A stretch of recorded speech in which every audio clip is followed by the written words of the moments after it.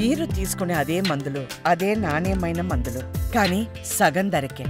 అవును, MedPlus brands pi 50 to 80% తగ్గింపు.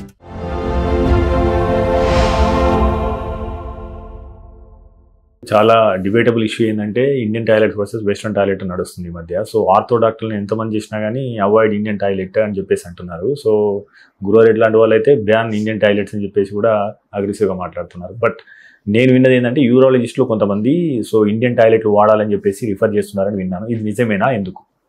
So Indian toilet urologist పరంగా మంచిది, ఎందుకంటే యూరిన్ ఫ్రీగా రావడానికి ఆ స్క్వాటింగ్ పొజిషన్ ఇంపార్టెంట్. స్క్వాటింగ్ అంటే ఇండియన్ టాయిలెట్లో కూర్చున్నప్పుడు ఆ స్క్వాటింగ్ పొజిషన్ పోస్చర్ అది ఏమవుతుంటే ఆ టైంలో పెల్విక్ ఫ్లోర్ మజిల్స్ అంటే ఆ పోస్చర్లో పెల్విక్ మజిల్స్ రిలాక్స్ అవుతాయి, యూరిన్ ఫ్రీగా వస్తుంది. సో మేము యూరిన్ వాయిడింగ్ డిస్ఫంక్షన్ అని చెప్పాను, యూరిన్ ఫ్రీగా రాని వాళ్ళకి, ఎస్పెషలీ ఈ యూరిన్ ఆపుకోవడం వల్ల పెల్విక్ ఫ్లోర్ మజిల్స్ టైట్ అవ్వడం వల్ల యూరిన్ ఫ్రీగా రాని వాళ్ళకి ఇండియన్ కమోడ్ వాడగలిగిన వాళ్ళకి వాడమంటాం. ఆల్రెడీ పెద్ద వయసు వచ్చి నీస్ ఆస్టియోఆర్థరైటిస్ వచ్చిన వాళ్ళకి ఇండియన్ కమోడ్ కావాలన్నా కూర్చోలేరు. అప్పుడు మేమేం చెప్తామంటే వెస్ట్రన్ కమోడ్లో కూర్చున్నప్పుడు కాళ్ళ కింద స్టెప్ పెట్టుకోమంటాం. కాళ్ళ కింద స్టెప్ పెడితే 1 foot స్టెప్ అట్లా కాళ్ళు దానిపైన స్టెప్ పైన పెట్టుకుంటే వెస్ట్రన్ కమోడ్లో కూడా స్క్వాటింగ్ పోస్చర్ వస్తుంది to some extent, at least partial. ఇంకోటి మేడం అంటే ఈ మిల్క్ ప్రొడక్ట్స్తో కొంతమందికి యూరిన్ ఇన్ఫెక్షన్స్ వస్తాయని చెప్పేసి వింటున్నాను. ఇది నిజమేనా? ఆహార పదార్థాలు యూరిన్ ఇన్ఫెక్షన్ కారణం అవుతాయా? అయితే అవి ఏంటి? సో మిల్క్ ప్రోడక్ట్స్ ఇన్ఫెక్షన్ కాదు, కానీ ఈ కాల్షియం స్టోన్స్ ఉన్న వాళ్ళకి మిల్క్ ప్రోడక్ట్స్ ఎక్సెసివ్ వద్దని చెప్తాము. కాల్షియం మిల్క్ నుంచి వస్తుంది కదా, calcium oxalate, calcium phosphate stones, calcium oxalate stones most common అనమాట. So calcium is one of the products from the milk. Infections milk వల్ల రావు, కానీ అసలు డయట్ నుంచి ఏది ఇన్ఫెక్షన్ అంటే డైటరీ రిలేషన్షిప్ ఏం లేదు, except that we have to take enough water.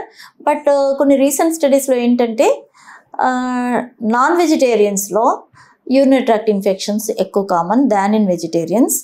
Probably ఏమవుతుందంటే గట్ ఫ్లోరా, మైక్రోబయాటా అనేది చాలా కామన్గా వింటున్నాం కదా. ఇప్పుడు ఏ డిసీజ్ అయినా మన బాడీలో ఉన్న మైక్రోబయాటా నుంచి అది అక్కడి నుంచి స్టార్ట్ అవుతుందండి. సో ఈ గట్ మైక్రోబయాటా డయట్ నుంచి ఎఫెక్ట్ కావచ్చు డెఫినెట్గా. సో గట్ మైక్రోబయాటా నుంచి వెజనల్ ఫ్లోరా నుంచి అదే బ్యాక్టీరియా బ్లాడర్లోకి ఎంటర్ అవుతాయి. సో వెజిటేరియన్స్లో maybe gut flora is more healthy. So బ్లాడర్లో వచ్చే వెజనల్ ఫ్లోరా కూడా హెల్దీ ఉండి బ్లాడర్ ఇన్ఫెక్షన్స్ కొంచెం తక్కువేమో అని just few studies, it's not established. And మనం ఎవరి పేషెంట్స్కి నాన్ వెజ్ ఆపమని చెప్పాం. స్టోన్స్ ఉన్న వాళ్ళకి మాత్రం నాన్ వెజిటేరియన్ అనిమల్ ప్రోటీన్ తగ్గించమంటాం, ఎందుకంటే one particular type of stone uric acid stone, అది కూడా very common again, like calcium stones లాగా యూరిక్ యాసిడ్ స్టోన్స్ కామన్. ఈ అనిమల్ ప్రోటీన్ నుంచి by product uric acid. So uric acid stones ఉన్న వాళ్ళకి మేము animal protein ఒక 6 months అన్నా ఆపేయమంటాం. వాటర్, ఈ స్టోన్స్ కోసం మెయిన్గా life long water is your medicine అని చెప్తాను నేను ప్రతి పేషెంట్కి. స్టోన్ ట్రీట్మెంట్ అయిపోయిన తర్వాత, స్టోన్ సర్జరీ చేసిన తర్వాత, సో మళ్ళీ స్టోన్ రాగొద్ది అంటే ఏం చేయాలంటే ఫస్ట్ వాటర్ ఎక్కువ తాగాలి. నాన్ వెజిటేరియన్స్కి కొంచెం restrict on your animal protein intake అని చెప్తాను. అంటే ఈ వాటర్ విషయంలో కూడా కొద్దిగా అంటే చాలా మంది అపోహలు అన్నది 1.5 లీటర్ కాబట్టి 2 లీటర్ నుంచి వెళ్ళి పైకి తాగాలని చెప్పేసి అన్నారు. అంటే చాలా మంది ఏంటంటే 5 liters తాగాలని కొంతమంది అంటారు. కొంతమంది ఎక్కువ నీళ్లు తాగడం వల్ల ప్రయోజనాలు కాక ఇంకా వేరే అనర్థాలు జరుగుతాయి అంటున్నారు. ఇందులో వాస్తవం ఏంటి అసలు? మినిమం అయితే 2 liters అని చెప్పాను కదా, 1.5 + 500 ml. సో అది కూడా రీనల్ ఫెయిల్యూర్, కిడ్నీ ఫంక్షన్ సరిగా లేని వాళ్ళకి వాటర్ రెస్ట్రిక్షన్ చెప్తాం, నాట్ మోర్ దెన్ 1 liter అని. ఇప్పుడు ఆ వాటర్ ఎక్కువ తాగితే లోడ్ అంతా కిడ్నీ పైన, కిడ్నీ ఫిల్టర్ చేయాలి. సో కిడ్నీ ఫంక్షన్ ఎఫెక్ట్ అయిన వాళ్ళకి అంటే kidney end stage renal failure ఉన్న వాళ్ళకి, ESRD అంటాం కదా, వాళ్ళకి water restriction is very important. Otherwise fluid overload అయిపోతుంది, వాళ్ళు మొత్తం వాటర్ని బయటికి పంపించాలి. హెల్దీ అడల్ట్ ఎన్ని నీళ్ళు తాగినా యూరిన్ ఎక్కువ తయారవుతుంది తప్ప పెద్ద ప్రాబ్లం ఏమి ఉండదు. అగైన్ సింగిల్ కిడ్నీ ఉన్న వాళ్ళకి వాటర్ ఓవర్లోడ్ చేయొద్దు, అవసరం ఉన్నంత తాగాలి, తక్కువ తాగకూడదు, ఎక్కువ తాగకూడదు. మళ్ళీ ఓవర్ యాక్టివ్ బ్లాడర్ పేషెంట్స్ అంటే ఎక్కువ తరచుగా మూత్ర విసర్జన చేయాల్సి వచ్చినప్పుడు, అంటే నార్మల్ కెపాసిటీ 500 ml అన్నాను కదా, కొంతమందికి 200 mlకి 300 ml అంటే ఎవ్రీ 1 hour ఎవ్రీ 2 రోజుకి నార్మల్ 5-6 times వెళ్ళాల్సి వస్తే, ఈ ఓవర్ యాక్టివ్ బ్లాడర్ ఉన్న పేషెంట్స్ రోజుకి 10 సార్లు 12 సార్లు రాత్రిపూట మళ్ళీ 4-5 సార్లు వెళ్తూ ఉంటారు కదా. సో వాళ్ళకి వాటర్ రెస్ట్రిక్షన్ చెప్తాం. అంటే చాలామందికి ఏంటంటే ఎనీ యూరినరీ ప్రాబ్లం వాటర్ ఎక్కువ తాగాలి. ఈ ఓవర్ యాక్టివ్ బ్లాడర్ కూడా వాళ్ళకి తెలియదు ఎందుకు ఎక్కువ సార్లు వెళ్తున్నామో. వాటర్ ఎక్కువ తాగితే మంచిది కదా, ఇన్ఫెక్షన్స్కి మంచిదే, స్టోన్స్కి మంచిదే, అన్నిటికీ కాదు మంచిది. సో వాటర్ ఎక్కువ తాగుతున్న కొద్ది వాళ్ళ ప్రాబ్లం ఎక్కువ అవుతుంది. సో మేము వాళ్ళకి బ్లాడర్ డైరీ అని చెప్తాం. అంత రాసుకొని రావాలి మీరు.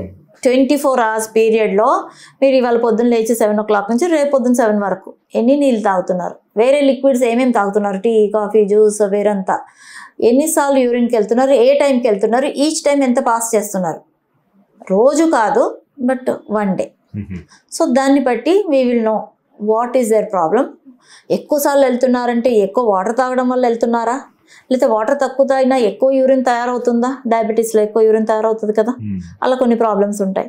సో వాళ్ళకి రీజన్ ఏంటి, ఇప్పుడు ఒక్కోసారి యూరిన్ పాస్ చేసినప్పుడు నార్మల్ అమౌంట్ పోతున్నారా, 500 ml పోతున్నారా, ఓన్లీ 100 ml వెళ్తున్నారా. సో దాన్ని బట్టి వాళ్ళని ట్రీట్ ఎలా చేయాలి, వాళ్ళ ఫ్లూయిడ్ తగ్గించాలా, డయాబెటీస్ ఉంటే డయాబెటీస్ ట్రీట్ చేయాలా, లేకపోతే ఈ ఓవర్ యాక్టివ్ బ్లాడర్ 100 ml నుంచి బ్లాడర్ కెపాసిటీ 300 చేయడానికి మెడిసిన్స్ ఇవ్వాలా, ఇది మాకు తెలుస్తుంది అన్నమాట. ఇది జస్ట్ అదే స్క్రీనింగ్ టూల్. ఏది ఖర్చు లేకుండా ఏమి ఇన్వేజివ్ కాకుండా ఇంట్లో కూర్చొని పేషెంట్ రాయగలిగింది. It gives us very important information for treating.